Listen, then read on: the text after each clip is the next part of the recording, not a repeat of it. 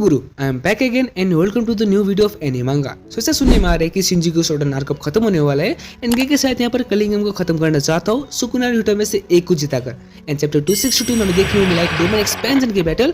And तुम लोगों को बता दूं तो शायद शिंजी को सोडन आर्क एक फाइनल फाइट होने वाला है, क्योंकि दोनों ही सुकुना यूटा ने एक दूसरे को फिनिश करने के मोटिव से डोमेन एक्सपेंशन को ओपन किया है। खैर अभी जीजीके का 2 वीक लंबा ब्रेक चल रहा है, सो आज की वीडियो में थोड़ा सा प्रेडिक्शन करने वाले, थोड़ा सा एनालिसिस करके डोमेन एक्सपेंशन के प्रिंसिपल को देखकर कि कौन बाजी मार लेगा बिटवीन सुकुना एंड गोटा। सो पहली बात हम करेंगे टाइप ऑफ डैमेजेस के ऊपर जो डोमेन एक्सपेंशन प्रोवाइड करते हैं अपने ओपोनेंट को। सुकुना को मैलवोलेंस 20 एंड गोजू के इन्फिनिट बोर्ड को डैमेज को देखे तो दोनों काफी डिफरेंट है। ऑल्दो दोनों ही डोमेन एक्सपेंशन एक लीथल डोमेन एक्सपेंशन है एंड ज्योरेट इफेक्ट प्रोवाइड करते हैं अपने ओपोनेंट को, पर डैमेज के मामले में दोनों ही कंप्लीटली डिफरेंट है। सुकुना का मैलवोलेंस स्लैशिंग एबिलिटी देता है, वही cleave and dismantle. And Sukuna का ज्यादातर अटैक फिजिकल बेस्ड होता है, यानी कि डैमेज सिर्फ बॉडी पर लगता है। एंड गोजू को इन्फिनिट बोर्ड के डैमेज को देखे तो वो साइकोलॉजिकल बेस्ड होते हैं, जो सीधा जाकर डैमेज करता है ब्रेन को, क्योंकि गोजू को डोमेन एक्सपेंशन में ओपोनेंट को ब्रेन में इतना इन्फॉर्मेशन को डाल दिया जाता है कि बंदा वहीं पर मेंटल हो जाता है या फिर जोन आउट हो जाता है। अब यहाँ पर दोनों डोमेन एक्सपेंशन के डैमेजेस को देखे तो डैमेजेस के मामले में गोजू का डोमेन एक्सपेंशन सुकुना के डोमेन एक्सपेंशन से ज्यादा पोटेंशियल रखता है, क्योंकि देखो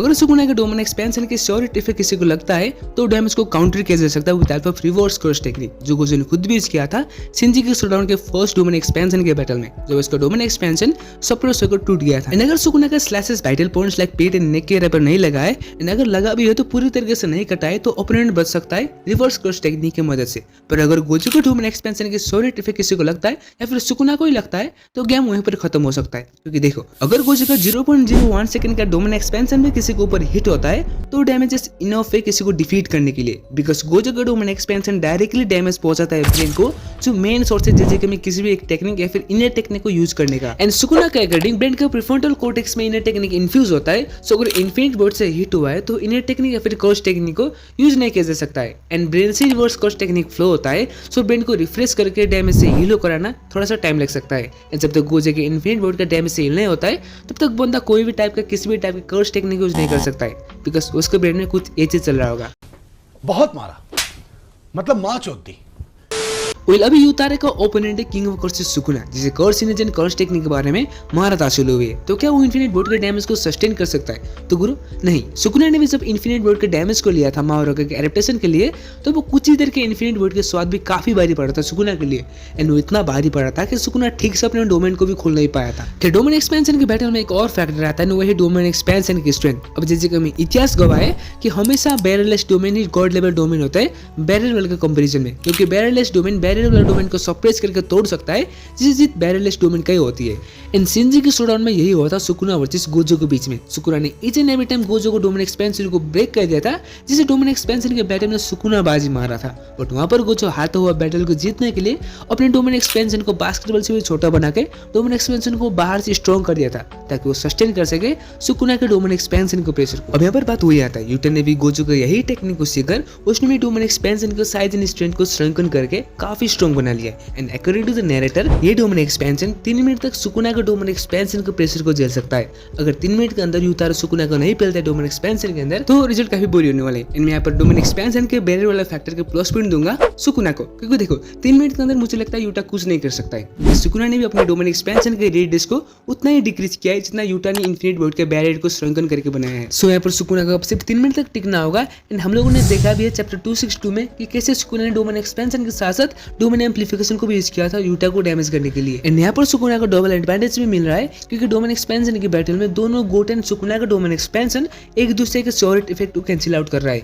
सो यहाँ पर दोनों का डोमेन एक्सपेंशन एक दूसरे को डैमेज नहीं कर सकता है तब तक जब तक दोनों में से एक का डोमेन एक्सपेंशन दूसरे के डोमेन एक्सपेंशन को सप्रेस ना करे। वेल सुकुना यहाँ पर गोटा को डोमेन एक्सपेंशन को बाहर से भी ब्रेक कर रहा है। डोमेन एक्सपेंशन के अंदर सुकुना गोटा का क्लास भी ले रहा है डोमेन एम्प्लीफिकेशन को यूज करके, जिससे सुकुना को काफी ज्यादा एडवांटेज मिल रहा है। खैर जैसे मैंने पहले बोला था, मैं डोमेन एक्सपेंशन के बैरियर वाला प्लस पॉइंट को दूंगा सुकुना को। अब देखो अभी जो डोमेन एक्सपेंशन के बैटल चल रहा है, ये चीज को देखे तो मुझे लगता है कि यहाँ पर गेगे यूटा को भी सेट करने का प्लान कर रहा होगा, जिसे कलिंगम और एंड में आए एंड स्टार्ट करे मर्जर वाला आर्क को। क्योंकि देखो जैसे कि अभी तक जो भी हुआ है हिडन इनविटेड आर्क से लेकर कलिंगम आर्क तक सभी कनेक्टेड है मर्जर से रिलेटेड। 700 साल में पहली बार गोजू का जन्म होना शिक्षा एंड लिमिटेड के साथ, वो भी तब जब तेनगिन को न्यू होस्ट की जरूरत था। जैसे कि जीरो मूवी में गेटो का मरना एंड केंजाकू को गेटो को बॉडी मिलना सभी कनेक्टेड है। एंड इसके साथ साथ शिबो इंसिडेंट में गोजू का सिलोना एंड मर्जर के लिए सबसे दिक्कत गोजू को मरना, ये सभी बिल्डअप करता है मर्जर वाला आर्क को। एंड मे बी यही मर्जर वाला आर्क ही जैसे कि फाइनल आर्क होगा। एंड यही आर्क को एस्टैब्लिश करने के लिए किलिंग में पार्टिसिपेट हुए सभी सॉर्सरर को मरना होगा